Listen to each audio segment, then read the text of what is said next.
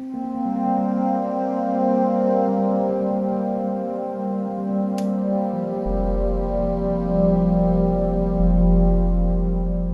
boa tarde a todos, sejam bem-vindos a esta conferência de hoje sobre a floresta hoje, perspectivas e desafios, integrada no ciclo A Árvore. Temos hoje o prazer e o privilégio de estar connosco o professor engenheiro Paulo Pimenta de Castro, que dispensa apresentações porquanto é subejamente conhecido, mas também para não me alongar e para aqueles que não tenham podido ter acesso à resenha bibliográfica do engenheiro Paulo Pimenta de Castro, eu diria que é engenheiro silvicultor, membro efetivo da Ordem dos Engenheiros, licenciado pelo Instituto Superior de Agronomia da Universidade Técnica de Lisboa. Foi docente e autor de programas vários de disciplinas na área florestal, no ensino profissional, e foi técnico superior na Confederação dos Agricultores de Portugal, secretário-geral da Federação dos Produtores Florestais de Portugal e da Associação Nacional das Empresas Florestais, Agrícolas e do Ambiente. Integrou o Conselho Consultivo Florestal do Ministério da Agricultura e foi perito no Conselho Consultivo das Florestas e da Cortiça, junto à Comissão Europeia. É consultor e coautor do livro Portugal em Chamas, Como Resgatar as Florestas, publicado pela Bertrand Editora em 2018, e escreve regularmente artigos de opinião sobre questões de política florestal, designadamente para o Jornal Público. No domínio cívico tem integrado e integra as direções de várias organizações e associações ambientais, como atualmente a Acréscimo, Associação de Promoção ao Investimento Florestal, e a IRIS, Associação Nacional do Ambiente. Como vemos, temos perante nós quem pode e tem na alma a floresta e tem um conhecimento particular sobre os problemas relacionados com a floresta. E nada melhor do que contar com e ter a participação do professor Paulo Pimenta de Castro hoje, no dia 21, quando se celebrava antigamente a entrada na primavera, mas também quando se celebra o Dia da Árvore. De maneira que professor Paulo Pimenta de Castro, é para nós um privilégio tê-lo connosco. Agradeço-lhe vivamente a sua aceitação do nosso convite e aqui estamos para ouvir, para aprender consigo e para, digamos, levar connosco, depois deste tempo que nos vai dedicar, os desafios com os quais somos hoje confrontados a propósito da floresta, num mundo em que a floresta tem um papel extraordinário a desempenhar na manutenção da sustentabilidade do homem na Terra, porquanto gerador de oxigênio e sequestrador de CO2. Professor Paulo Pimenta de Castro tem a palavra e, mais uma vez, muito obrigada e cumprimento todos aqueles que tenham querido juntar-se hoje a nós para continuar a celebrar a árvore e a árvore no contexto do nosso mundo e do dia de hoje. Muito obrigada. Muito obrigado. Eu queria agradecer a honra do convite da Academia de Ciências de Lisboa e, em particular, da professora Maria Salomé Paes. Quero cumprimentar todos. Enfim, hoje, de árvore, eu vou falar de populações de árvores, não especificamente de uma árvore em si. Eu, se não se importam, partilhava já a minha apresentação.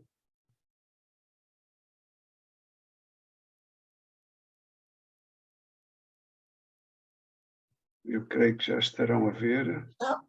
É só pôr apresentação de diapositivos, a menos queira assim. Se quiser assim, pode pôr-se. Não, já funcionou. Está-se a ver. Ele demora sempre um tempinho, não percebo porquê. Não, mas está-se a ver. Ótimo, agradecendo o convite. Este foi um pouco o resumo que foi enviado. Eu ia começar por abordar, de facto, as questões ligadas ao peso económico, neste caso, em particular, da silvicultura, a questão do risco social, sobretudo relacionado com os incêndios florestais, e um pouco aquilo que decorre, enfim, que é um pouco consequência, quer da atividade silvícola, quer depois dos incêndios florestais, que têm a ver com perda de biodiversidade ou associada à perda de áreas naturais e seminaturais.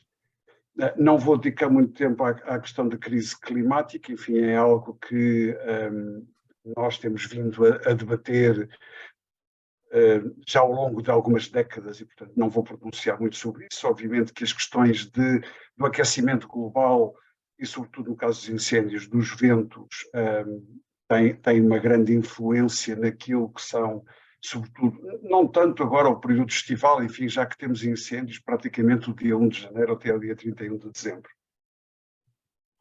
Naquilo que diz respeito ao que temos a registar, e em particular no peso económico, nós temos visto ao longo das duas últimas décadas um decréscimo assinalável naquilo que é o valor acrescentado bruto da silvicultura. Nós tínhamos, enfim, a atividade silvícola e da exploração florestal, ou seja, toda a atividade associada ao corte de arvoredo até chegar à indústria, tinha o peso, tinha 1% do produto interno bruto no início do milénio, ou em particular no ano 2000, e neste momento oscila entre 0,4 e 0,5 pontos percentuais. Portanto, há aqui claramente um decréscimo. Eu presumo que seja muito associado ao declínio da área de pinhal, que é aquilo que é assinalado também nestas duas últimas décadas, e ao peso económico que tinha, sobretudo naquilo que são as pequenas e médias empresas.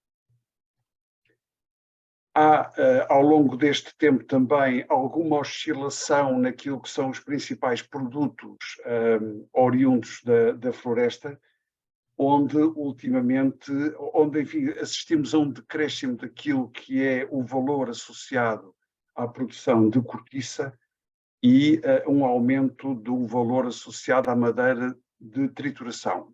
A madeira de trituração, como sabem, está associada depois a produtos de rápido consumo, ou se quiserem, de ciclo curto de sequestro de carbono. São produtos que têm um período de vida muito curto e, portanto, o carbono associado ou sequestrado nesses produtos rapidamente é libertado novamente para a atmosfera. Mas, enfim, nós vivemos agora, digamos assim, em ciclos curtos e, portanto, é natural que, enfim, e no mundo enfim, em que predomina o consumismo, e isto está muito ligado também ao tipo de opções que são tomadas em termos de produtos, de produções florestais. O que é uma pena, enfim, tendo nós a particularidade de termos, de facto, quer em termos de produção, quer em termos de transformação, um grande domínio associado à cortiça. Vemos aqui aquilo que são as ajudas à produção. Enfim, nos últimos anos temos vindo a registar, e agora sim, penso que estão a ver. Agora sim, agora está a passar. Estava eu a falar que tem havido, de facto, nas últimas 2 décadas, um decréscimo assinalável naquilo que é o valor acrescentado bruto da silvicultura, neste caso é a curva mais escura, onde no ano 2000 tínhamos um valor de 1% em termos de valor acrescentado bruto, portanto, em termos de peso no PIB, e que agora oscila entre 0,4 e 0,5. Houve um aumento a partir de 2009, mas um decréscimo novamente a partir de 2015.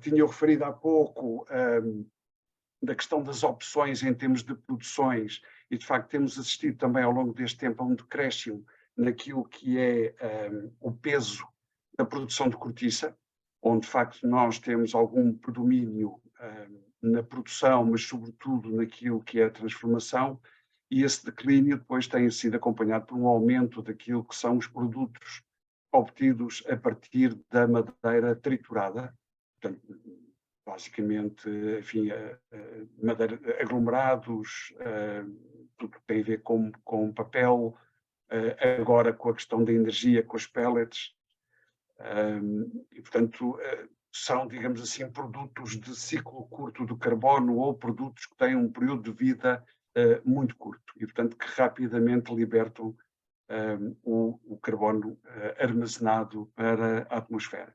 Ao contrário daquilo que é usual na madeira de serração, em que, digamos assim, o carbono acaba por ficar sequestrado no mobiliário ou na madeira de construção por décadas, ou eventualmente, em alguns casos, até por séculos. Estava eu então a referir aqui ao nível das ajudas à produção, já que o tipo de investimento em florestas é caracterizado por longos períodos de retorno, e portanto a componente de apoios públicos tem sido aqui essencial. Tem sido aqui também registado valores baixos, sobretudo nos últimos anos. Isto às vezes oscila muito com aquilo que são as ajudas da PAC.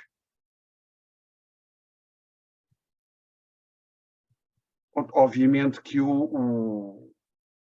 a oscilação ao nível do valor acrescentado bruto reflete-se depois naquilo que é o rendimento empresarial líquido da silvicultura, o que vai aqui acoplando também aquilo que eu referi há pouco da exploração florestal, ou seja, não só a parte ligada à produção florestal, mas também a toda a atividade de viveirismo, de produção de plantas e também de exploração florestal, portanto toda a parte de comércio de madeira está aqui incluído, agregado nesta curva.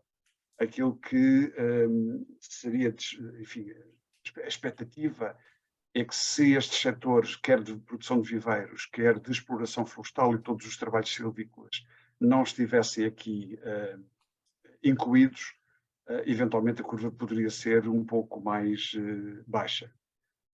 Enfim, se agregasse apenas aquilo que são os produtores florestais, sendo que muitos deles, como sabem, também não estão coletados como tal em termos de finanças, em termos de código de atividade e, portanto, não são muitos deles apanhados nas estatísticas do INE.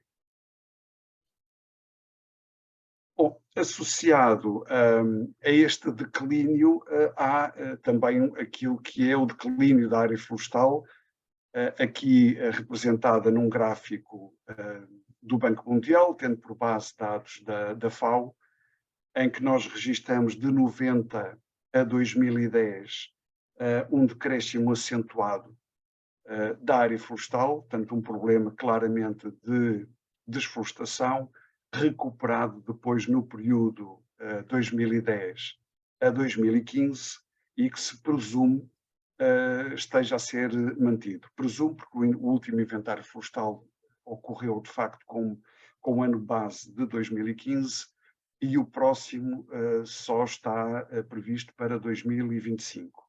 Portanto, aqui do meu ponto de vista, um período demasiadamente longo, tendo em conta o impacto, sobretudo dos incêndios.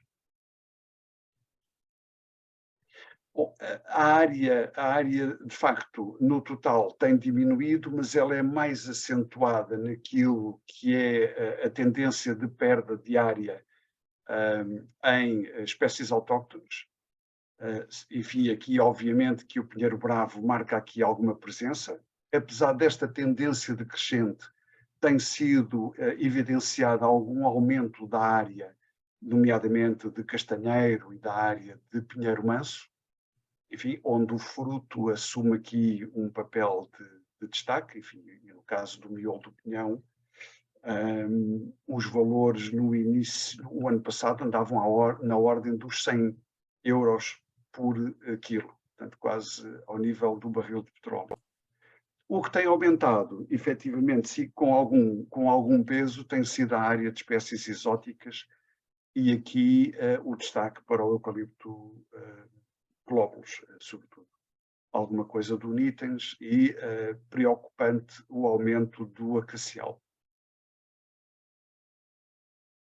Bom, isto nós já sabemos, enfim, aqui representado de uma forma algo dramática, que é o impacto que os incêndios têm nas nossas áreas florestais, sobretudo nas regiões centro, norte e no Algarve. Este gráfico registra todas as localizações de incêndios ocorridas desde o ano 2000 até ao ano passado, se bem que o ano passado aqui ainda com dados provisórios, Nos últimos anos, enfim, nós temos o ano fatídico de 2017, mas em 2016, em 2017 e em 2018, nós tivemos a maior área absoluta ardida na União Europeia, e, portanto, temos aqui no quadro da União Europeia um papel de destaque, enfim, neste caso pela negativa. O ano passado ficámos na terceira posição, a seguir à Espanha. Enfim, nós tivemos noção dos golpes da canícula em Espanha e também depois na Roménia. Aqui em Portugal também, enfim, quando de facto as temperaturas aumentam drasticamente, associadas depois a ventos de leste, enfim, certamente que temos áreas ardidas de maior dimensão, isto apesar de ter havido um decréscimo do número de ignições, não é? Mas o que arde com maior destaque são áreas em que a densidade populacional é menor. Enfim, preocupa aqui a bacia hidrográfica do Zezer, sobretudo para quem está em Lisboa, quer pela questão do abastecimento de água, quer pelas questões associadas depois ao fumo. E de facto há dados de 2018, sobretudo dos incêndios de outubro, peço desculpa, 2017, dos incêndios de outubro, que registram um aumento da mortalidade em grandes áreas urbanas, quer Lisboa, quer Porto, Coimbra, Leiria. Isto fica relacionado, de facto, com os incêndios de outubro, que arderam mais de 200 mil hectares. A estimativa de aumento de mortalidade andou na ordem dos 3%, quer em doenças de cariz do sistema respiratório, quer em doenças cardiovasculares. Quando nós pensamos que as chamas de facto vitimizam, ou chamas e o fumo, vitimizam as populações apenas nos locais onde se registram as ocorrências, de facto isso começa a surgir a nota, agora com base científica, de que assim não é, e portanto populações a grandes distâncias começam de facto a sofrer com este tipo de ocorrências. De registar que os incêndios de outubro, a pluma dos incêndios de outubro atingiu fortemente o Reino Unido e depois, enfim, atingiram inclusive a Rússia. O incêndio do ano passado na Serra da Estrela, enfim, teve um forte impacto em Madrid, se bem que eu pelo menos não encontrei registros associados a doenças dos sistemas cardiorrespiratórios naquela região. O que é preocupante aqui é o facto de, no último quinquênio, 2016-2020, a área ardida em floresta, enfim, naquilo que se considera povoamento florestal, ter começado a superar aquilo que era a área ardida em matos.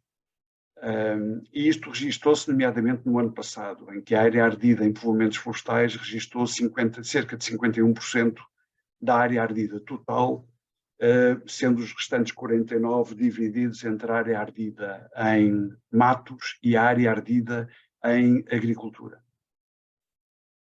E, de facto, este é um dado preocupante porque, enfim, os incêndios em áreas florestais, sobretudo os incêndios que atingem o ocupado, são extremamente difíceis de conter e produzem danos bastante assinaláveis. Mais ainda, tendo nós a noção da extensão que muitas vezes cobertos florestais atingem, nomeadamente nas regiões de centro e norte, associadas sobretudo à produção de madeira, quer com espécies com eucalipto e com pinheiro bravo. Enfim, apenas um registro aqui de que a produção legislativa, sendo de facto abundante, e isto aqui é um dado do livro Portugal em Chamas, portanto, que se ficou por 2017, mas enfim, se continuarmos, a lista de produção legislativa após 2017 foi bastante abundante, mas apesar disso a tendência para aumento da área ardida continua a aumentar. Portanto, há aqui claramente um registro de que não é pela produção de diplomas legais que o problema se resolve. Obviamente que isto depois tem um impacto não só dos incêndios, mas também da atividade humana, naquilo que é a perda de áreas naturais e seminaturais. Este suponho que seja um gráfico já apresentado, se bem que numa sessão da Academia de Ciências de Lisboa, pelo professor Paulo Talhadas dos Santos. Eu pelo menos apanhei de uma intervenção dele este gráfico é de 2020, da OCDE,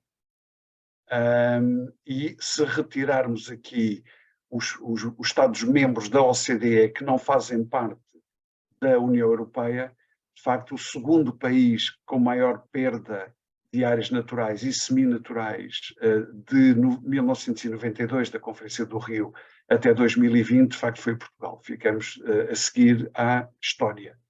Estónia que neste momento tem também uma fortíssima pressão sobre as suas florestas, nomeadamente para a produção de energia, quer na Dinamarca, quer na Holanda, quer na Alemanha. Enfim, um dado muito nosso, se assim posso dizer, tem a ver com a percentagem de floresta pública entre os países da União Europeia.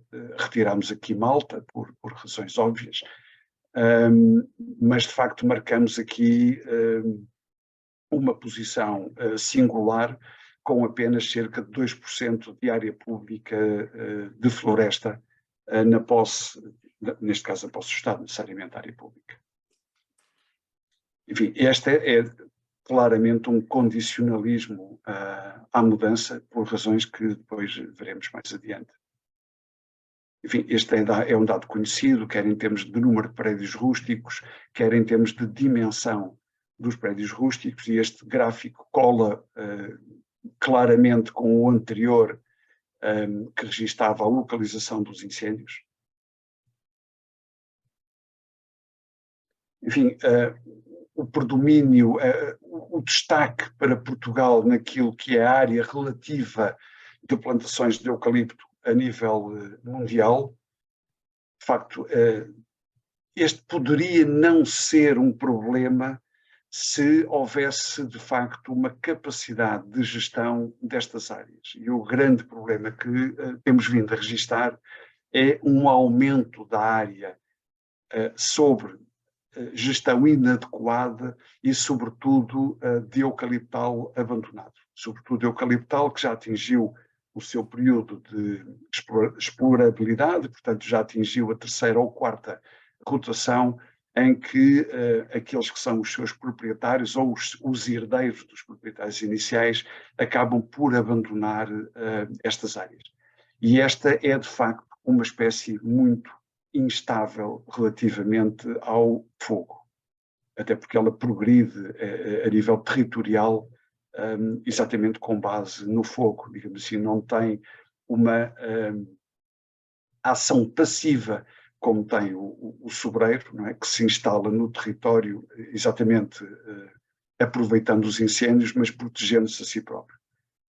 O eucalipto e outras espécies provenientes da Oceania, de facto, acabam por ter uma ação na propagação dos fogos, sobretudo em focos secundários, e com isso vão se instalando no território. Um relatório que foi publicado ou foi tornado público hoje tem um pouco a ver com aquilo que são os desafios, e os desafios passam muito para aquilo que é o aproveitamento da biomassa florestal para a produção de energia. E aqui temos que destacar o que é a produção de calor do que é a produção de eletricidade. Na produção de calor, sobretudo a nível local, conseguimos taxas de eficiência bastante assinaláveis. O mesmo não acontece com a produção de eletricidade. E na produção de eletricidade começamos a ter na Europa problemas gravíssimos. Não só na Europa, mas o facto de as políticas de renováveis incluírem a biomassa como fonte de energia tem vindo a causar problemas. sobretudo nos Estados Unidos, Canadá, na própria Rússia e internamente na Europa, incluindo áreas da rede Natura 2000. Aqui está aquilo que é assinalado como o potencial uso de biomassa florestal primária para a produção de energia e depois o consumo que neste momento se registra, quer em termos de produção de pellets, na sua grande maioria para exportação, quer na produção de eletricidade, onde aquilo que registramos é um peso assinalável da indústria de celulose. Ou seja, a subsidiação à produção de eletricidade a partir da queima de material lenhoso está-se a tornar um negócio eventualmente mais apetecível por parte da indústria papeleira do que a produção de pasta celulósica e de papel. Mas não só da indústria papeleira, mas enfim, temos um outro conjunto de unidades espalhadas pelo país, algumas bastante problemáticas, como a central termoelétrica do Fundão, enfim, que se dedicam exatamente à produção de eletricidade.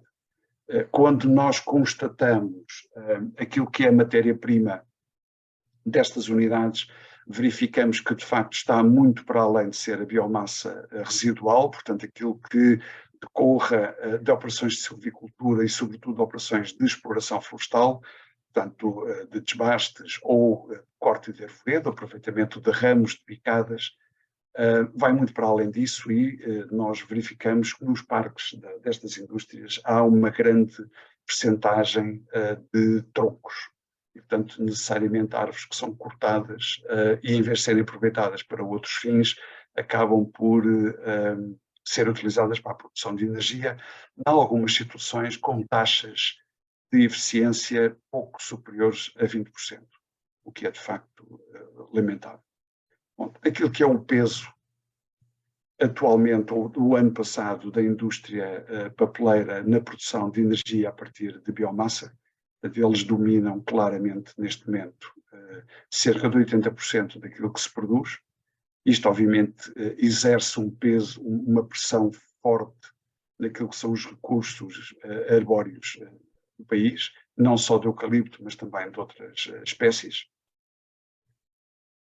E, ao contrário do que é usual dizer, o aproveitamento de biomassa para fins energéticos não resulta na diminuição da área ardida, quer a área ardida total, quer a área ardida em povoamentos florestais. Portanto, vemos assombreado aquilo que tem sido o aumento da capacidade instalada para a produção de eletricidade a partir de material lenhoso e depois as tendências quer em termos da área ardida total, quer em termos da área ardida em floresta. Portanto, não há claramente um decréscimo. Aliás, isto não é novidade. Um relatório de um grupo de trabalho criado no seio do Parlamento Português em 2013 já tinha dissociado o aproveitamento da biomassa para fins energéticos da área ardida, quer a área ardida total, quer a área ardida em povoamentos florestais. Apesar disso, este é, digamos assim, uma justificação para um aumento do licenciamento de unidades de produção de eletricidade no país, a partir da biomassa.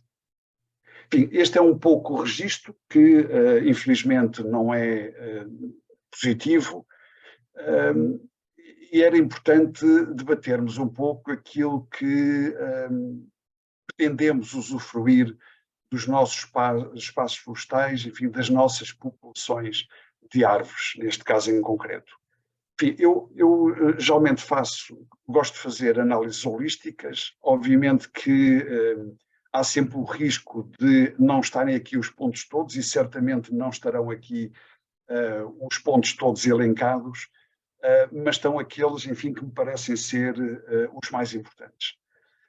Por um lado, o papel da investigação, que embora ocorra, eu penso que seria importante que houvesse um reforço daquilo que é a intervenção da investigação pública e, sobretudo, financiada por fundos públicos.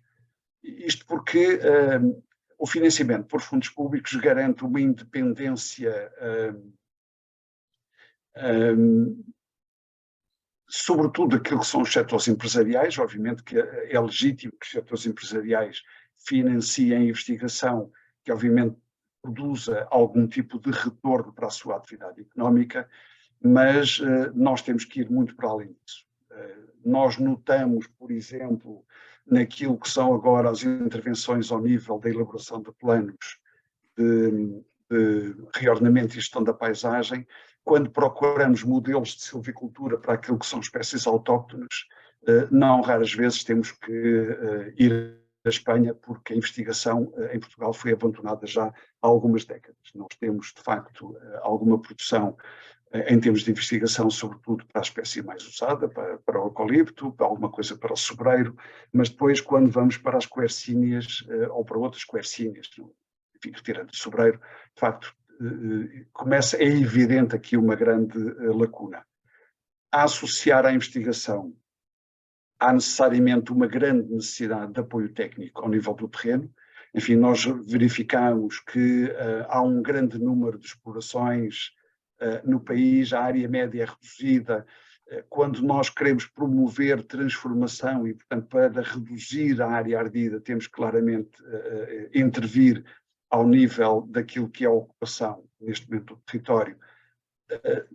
Sem apoio técnico será difícil, ou seja, as pessoas neste momento que estão no território, muitas delas não sabem como podem operar, não sabem que opções é que podem tomar, quer do ponto de vista técnico, quer do ponto de vista comercial, para desenvolver outro tipo de ocupações, outro tipo de uso do solo, que não aquele que neste momento origina perigo. E, de facto, sem este apoio técnico, sem esta ligação depois àquilo que é a investigação, dificilmente conseguiremos operar qualquer tipo de mudança.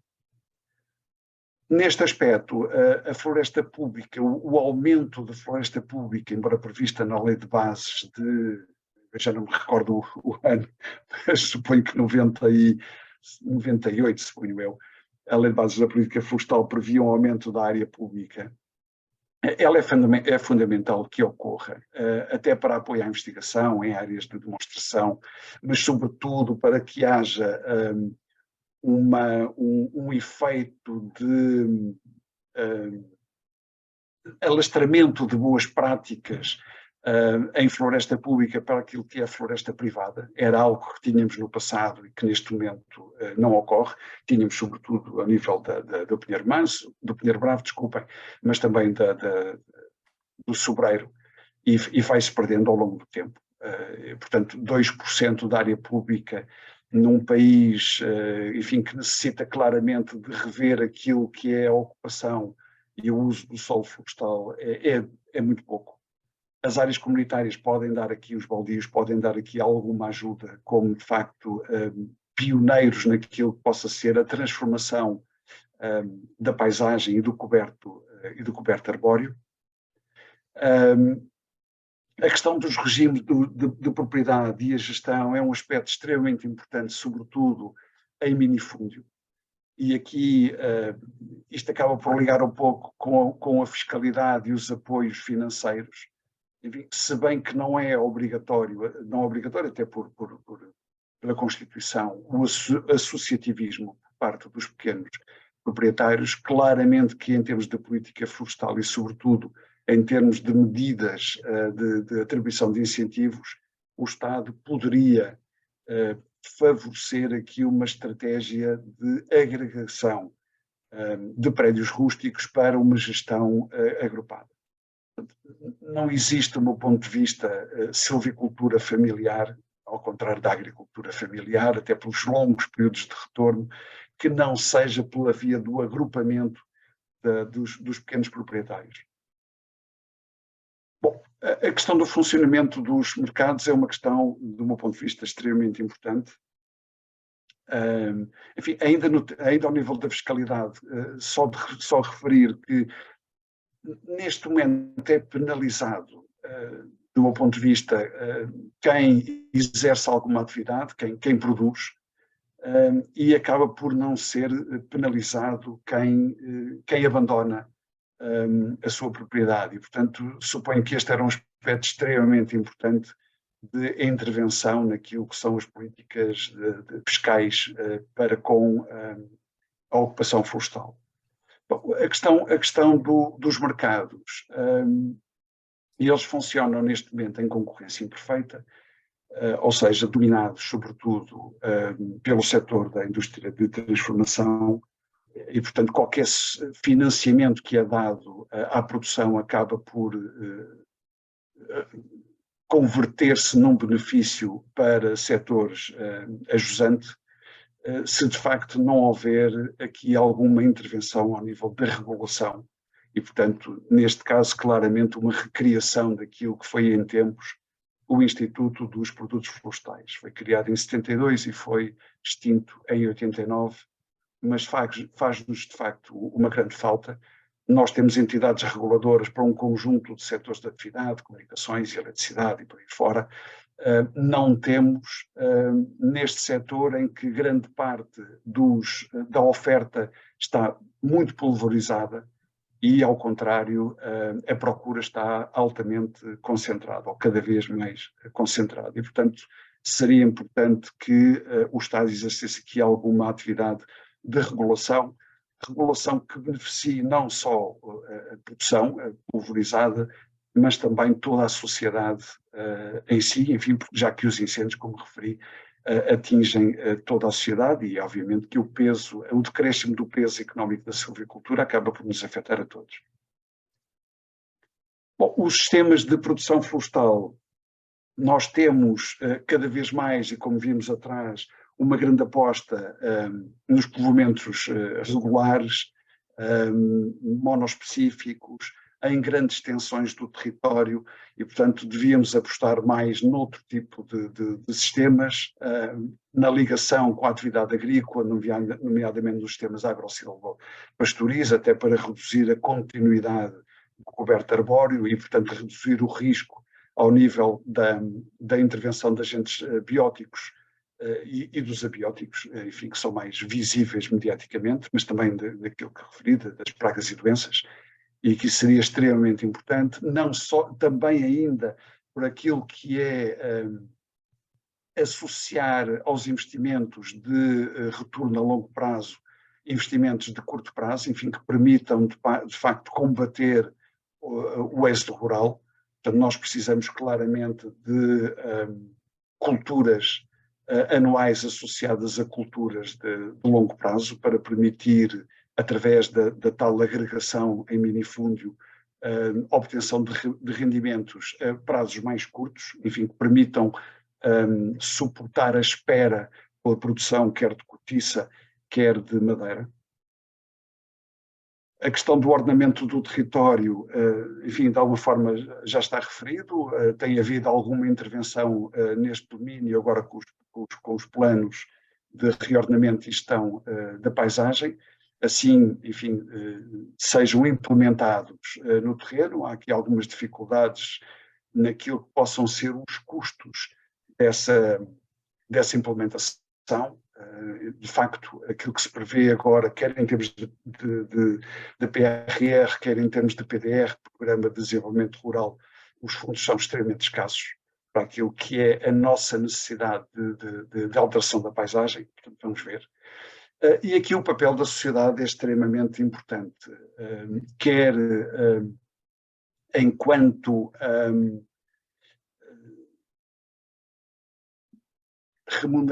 na remuneração daquilo que são os serviços dos ecossistemas, portanto, dos bens e serviços intangíveis, quer também na pressão que possam vir a exercer naquilo que são as consequências de um decréscimo do coberto arbóreo e, sobretudo, daquilo que são os incêndios. Enfim, alguma pressão, quer em termos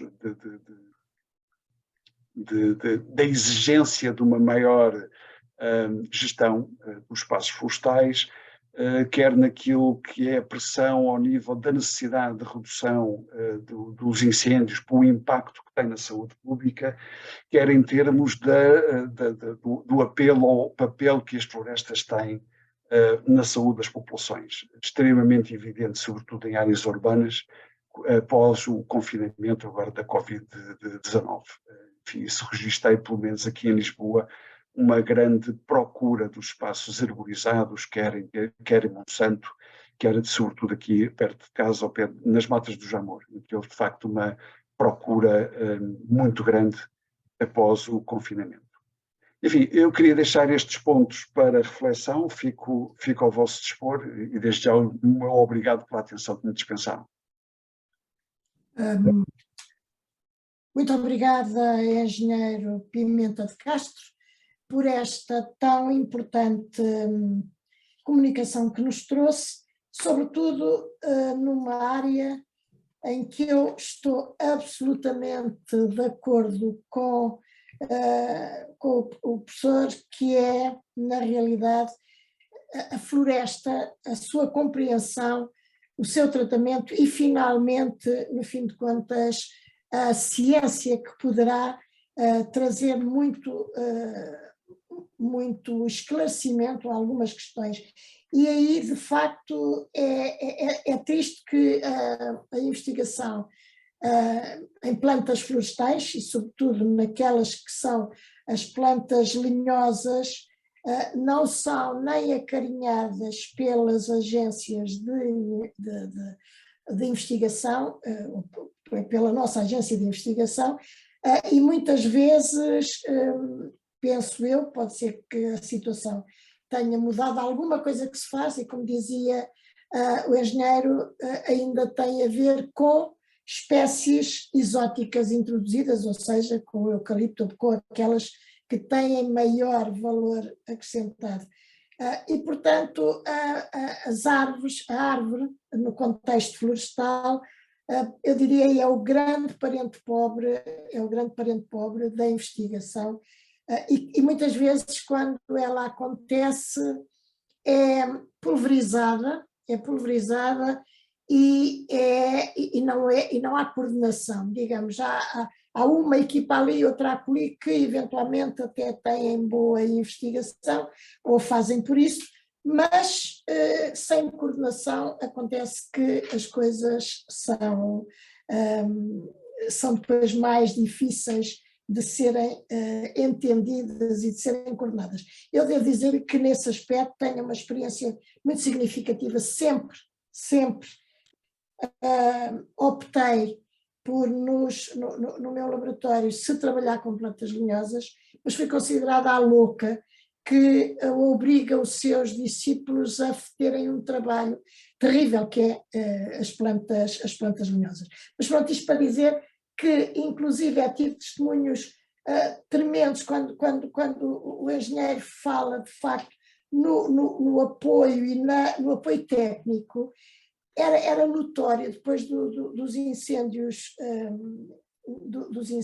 dramáticos de 2017, era notório a tristeza e a tragédia de muitos dos pequenos agentes florestais não saberem o que faziam, estavam atarantados, coitados, com perdas enormes, mas depois no fim com solos degradados, em que qualquer semente que pusessem ou qualquer planta que pusessem não tinham maneira de ter sucesso nessa plantação. E sem dúvida o apoio técnico, que deixou de existir, é crucial. Eu não sei porque é que deixou de existir, mas seria crucial para que inclusive os pequenos produtores que fazem da sua parcela florestal um modo de vida e que ainda acham que vale a pena investir na floresta e trabalhar na floresta, mesmo que não seja a floresta de eucalipto, que, como nós sabemos, é terrivelmente rápida, e os problemas que traz em termos da própria eficiência, em termos de sequestração de CO2, são discutíveis, e, portanto, a minha questão é: como é que se pode reverter esta situação, digamos assim, do abandono do interesse, do abandono, digamos assim, de participação na investigação florestal e na potencialização de que os mais pequenos, sem ser as grandes empresas industriais, e alguns dos grandes produtores de cortiça que têm ainda a possibilidade de ter projetos de investigação, quer a nível florestal, portanto, no caso concreto, aquilo que eu conheço a nível florestal, mas de facto não há, diria eu, para os que mais precisam, apoio nem técnico, nem grande possibilidade de investigação. E depois, associado a isto, o que acontece é que os investigadores precisam de dinheiro para trabalhar, a árvore e a floresta é difícil, e portanto fogem e não querem e não vão lá.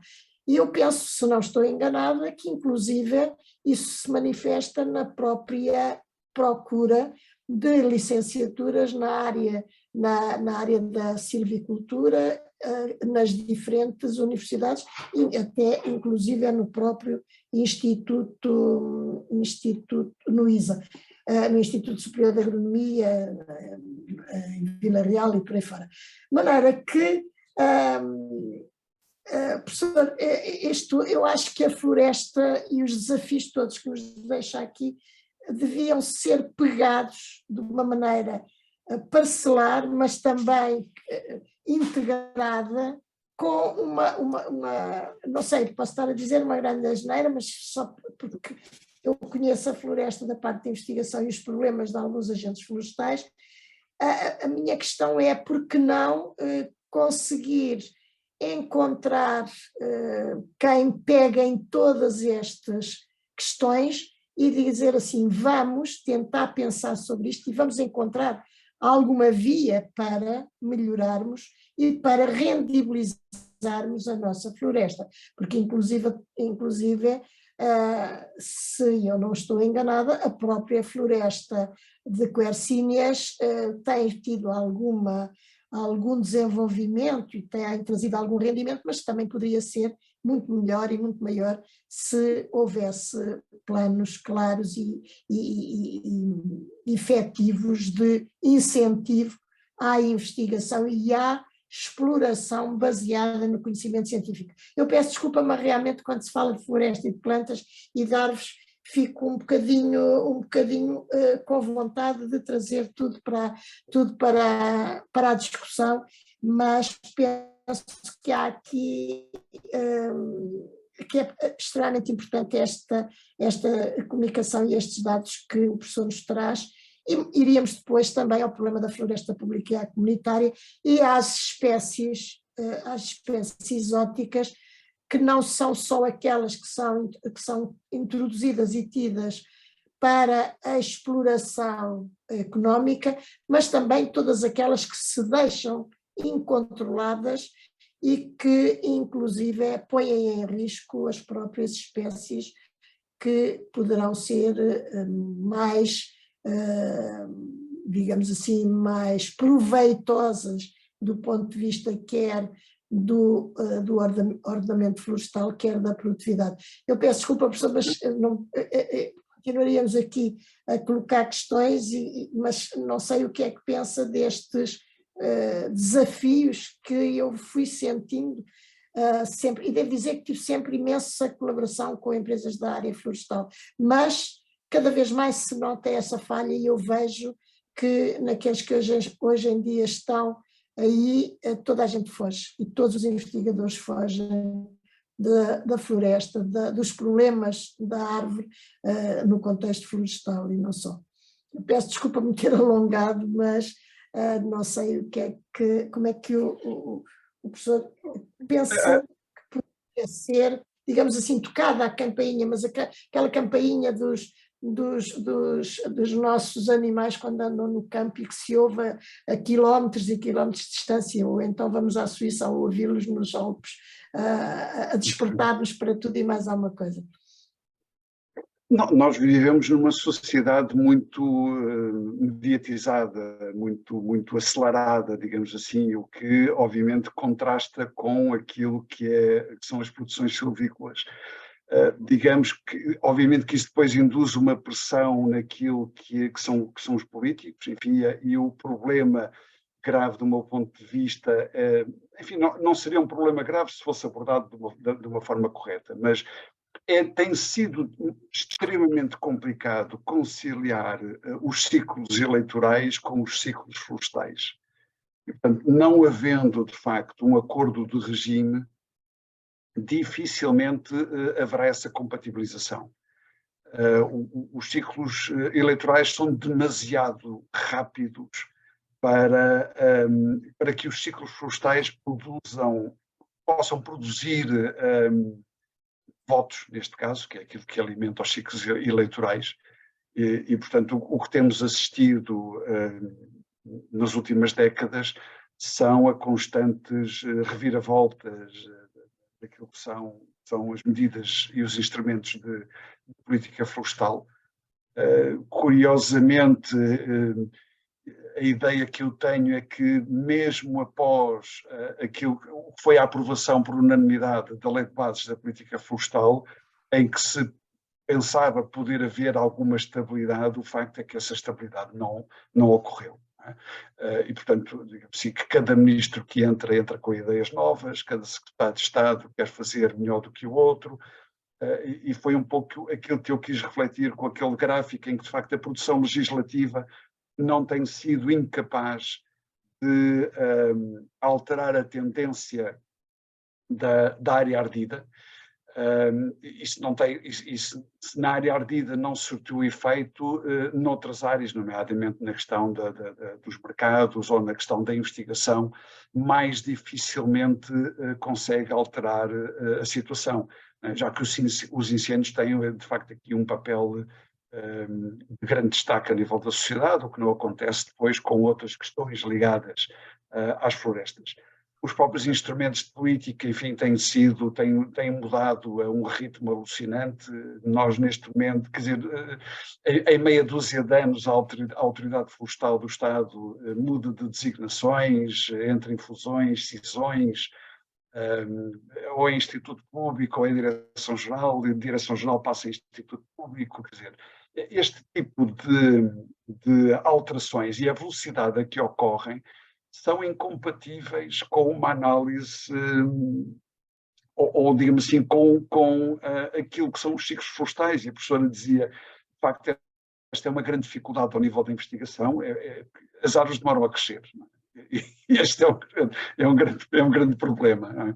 E, portanto, dificilmente, mesmo o eucalipto, neste momento, 10, 12 anos, já é um investimento de risco atendendo ao retorno dos incêndios numa determinada região. E a ideia que nós temos é que se estão a tentar encurtar as rotações para permitir reduzir o risco e também alimentados agora com aquilo que é a política energética ou a utilização de plantações energéticas para a produção de eletricidade. É usual, nós vemos no território, não apenas as 1.200 plantas de eucalipto por hectare, mas já conseguimos atingir valores que duplicam, eventualmente, que já chegam aos 3.000 plantas por hectare. Portanto, há aqui uma necessidade, enfim, agora com a questão das alterações climáticas, de reduzir os riscos, e se calhar essa redução passa pelo encurtamento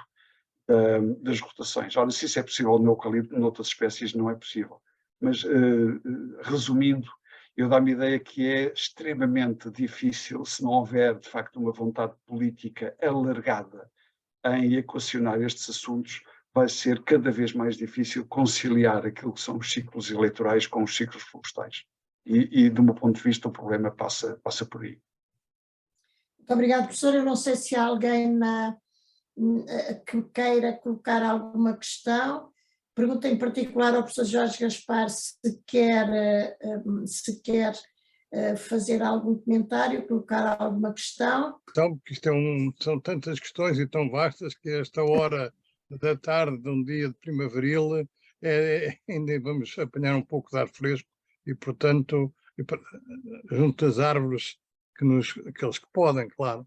Mas há uma questão que eu tenho aqui latente e para explorar, e eu pedi já algumas pistas ao Sr. Engenheiro Pimenta de Castro, que é a questão excepcional no âmbito da OCDE, no âmbito da Europa, claro está, da posse do Estado relativamente à floresta. A que é que se deve esta extravagância da situação portuguesa? É uma questão histórica? É uma questão, enfim, que tem que ver com a estrutura social? Porque não é comum, mesmo noutros domínios, e sobretudo não é comum em nenhum país comparável ao nosso. E ficava por aqui. Muito obrigado pela sua excelente exposição e que foi, enfim, encaixou mesmo nos desígnios desta nossa série de conferências. Muito obrigado pela questão. Tem a ver, efetivamente, com questões de natureza histórica, embora eu não seja um grande especialista na área, portanto não me queria aventurar muito por aí, sobretudo depois da Guerra Civil entre absolutistas e liberais, mas não me queria aventurar muito por aí. O que nós registramos é que a nível mundial, de facto, conseguimos compatibilizar a situação portuguesa com aquela que ocorre no Uruguai, embora sem os problemas que nós temos, e com Trinidad e Tobago. São aqueles que, de alguma forma, se aproximam mais de nós em termos de percentagem de área pública. Isto, de facto, é um problema, sobretudo quando nos confrontamos, quando estamos em clima mediterrâneo, enfim, com os problemas que são latentes, não que isso justifique tudo, mas obviamente que esta tão reduzida percentagem de área pública dificulta sobretudo aquilo que é uma mudança, não é? A mudança desejada em termos de ocupação do território, daquilo que é o território com ocupação e uso florestal. Eu estou a ver aqui o professor Francisco Rego, não sei se quererá fazer algum comentário, alguma questão. Já? Muito obrigada. Sim, senhor. Não, era só também cumprimentar Paulo pela exposição, também dizer que estas questões da floresta são como as cerejas, não é? Portanto, elas multiplicam-se com muita facilidade e há tantas áreas por onde investir, mas de facto esta questão que o professor Jorge Gaspar pôs da nossa fragilidade é de algum modo um paradoxo, porque mesmo nas áreas em que a dimensão é mais significativa, e nós temos entre a floresta do Estado e a floresta privada, temos também aquela situação dos baldios, das florestas comunitárias, que são, digamos, uma situação intermédia e que o Estado bem poderia utilizar melhor para desenvolver essas possibilidades de, utilizando maiores dimensões, de fazer melhor gestão. E muitas vezes também não se consegue, não é? Portanto, há aqui fragilidades que têm a ver com, digamos, o Estado não estar, não ser um proprietário muito grande, mas também quando tem a possibilidade de intervir melhor na gestão, muitas vezes foge dessa própria gestão. E estas áreas comunitárias são, eu acho que um exemplo muito grande desta falta de, enfim, de aposta do Estado nestas áreas, as áreas comunitárias e depois as áreas das zonas de intervenção florestal, das ZIFs, que podiam ser também, digamos, muitas parte das soluções parte da solução. Portanto, o facto do Estado não ser proprietário pode, inclusivamente, digamos, basear situações mais imaginosas, não é? E potenciar outras situações em que em que essas áreas pudessem ser melhor geridas.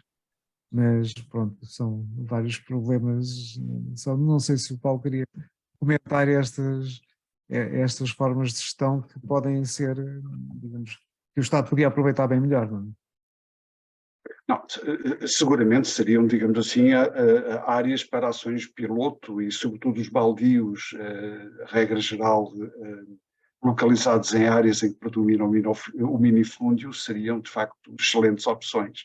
O nosso problema é que tem havido um desinvestimento gradual naquilo que são as funções do Estado, neste caso em concreto, não só a nível da investigação, mas também depois a nível daquilo que é a intervenção em campo, e nós vemos isso também nas matas públicas. Enfim. A professora Maria da Glória, só um minutinho, vou tentar ativar o som, não sei se já está a funcionar, ainda não. Isto às vezes, já está. Já está, sim, senhor. Muito obrigada. Eu cumprimento também o Sr. Engenheiro Paulo Pimenta de Castro pela sua exposição, que gostei muito de seguir realmente aquilo que é o estado da situação das nossas florestas em Portugal.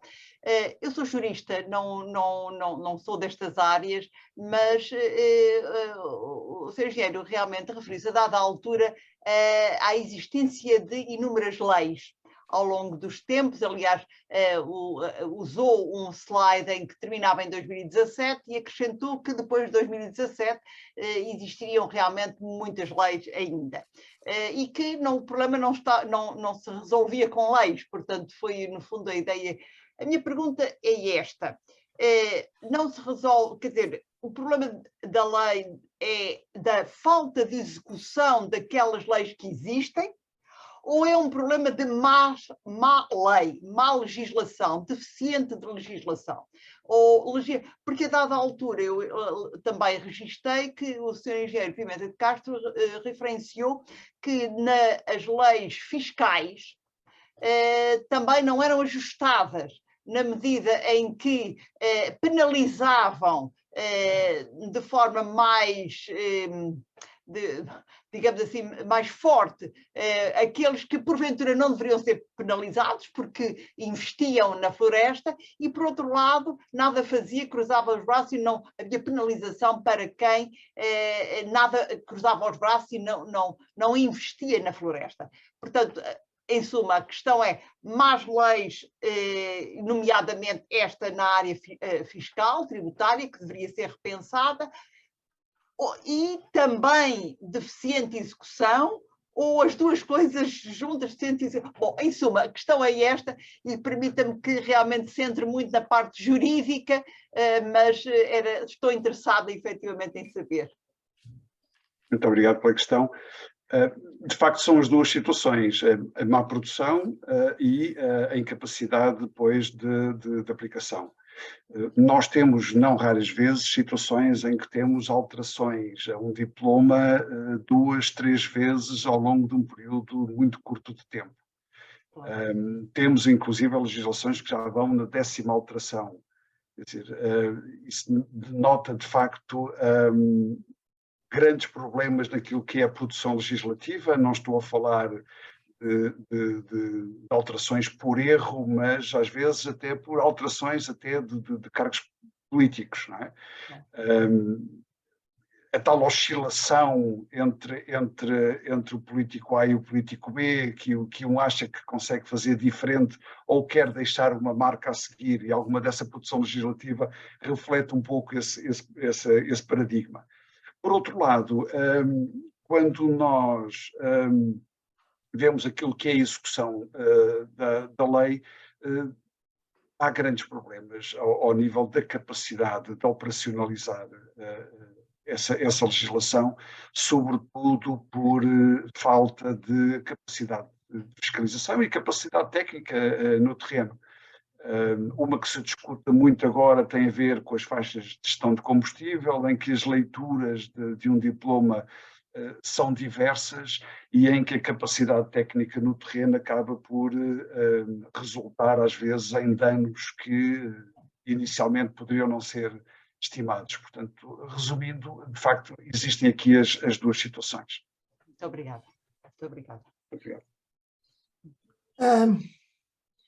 Eu penso que a hora está a chegar ao fim e as pessoas vão pensando realmente em alimentar não a árvore, mas a si próprio, de maneira que cumpre-me agradecer mais uma vez ao engenheiro Paulo Pimenta de Castro ter-nos trazido este conhecimento tão profundo e tão atualizado sobre a floresta e, pelo menos, eu diria, pedir-lhe também que na sua